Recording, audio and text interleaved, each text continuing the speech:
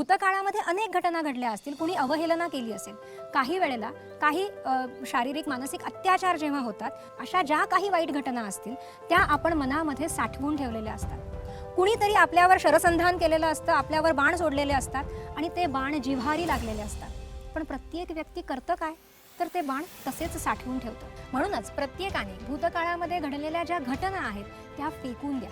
हे मन स्वच्छ करण्याशिवाय आपल्याकडे पर्याय नाही।